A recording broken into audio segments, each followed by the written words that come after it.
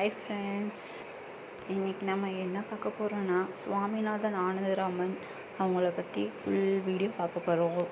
Skip பண்ணாமல் பாருங்கள். அவங்கள பற்றி புதிய புதிய தகவலோடு வந்திருக்கேன். அவங்க பெங்களூரில் பிறந்த ஒரு எளிமையான இளைஞர்.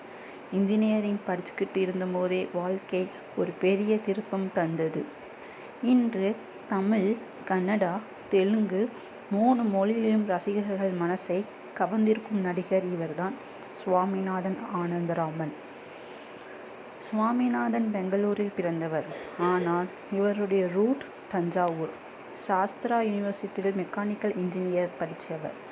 நடிப்பு என்பது இவருக்கு ஆரம்பத்தில் பிளான் இல்லை. மாடலிங், ஷார்ட் ஃபிலிம் மூலம்தான் கேமரா முன்னாடி ஃபர்ஸ்ட் டைம் வந்தார்.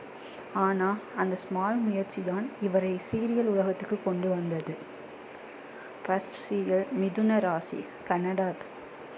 2019 இவருக்கு லைஃப் சேஞ்சிங் சான்ஸ் வந்தது. கன்னடா சீரியல் மிதுன ராசியில் மிதுன் என்ற லீட் ரோல்.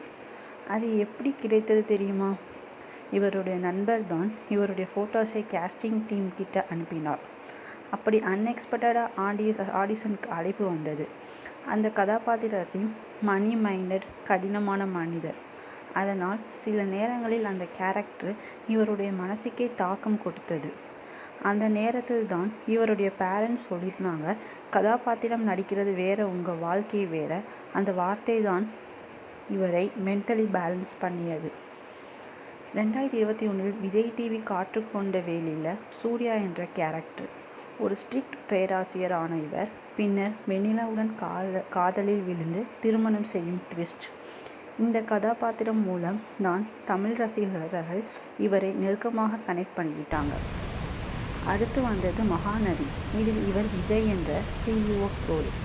குடும்பம், காதல், சண்டை, உணர்ச்சி எல்லா சேடும் கொண்ட கதாபாத்திரம். இந்த சீரியல் மூலம் இவருக்கு தனித்துவமான ரசிகர்கள் வந்தார்கள். விஜய் அண்ணா என்று அழைக்க ஆரம்பித்தாங்க. 100 எபிசோட் முடிஞ்சதும் இன்ஸ்டாவில் ரசிகர்கள் பெரும் கொண்டாட்டம் பண்ணினாங்க. தமிழ், கன்னடா மட்டுமல்லாமல் தெலுங்கில் சீரியல் நூறு நேனு ரெம்ல விக்ரமாதித்யா கதாபாத்திரம். இப்படி 3 மொழியிலும் லீட் ஹீரோவாக சைன் பண்ணுறது எவருக்கும் கிடைக்காத வாய்ப்பு.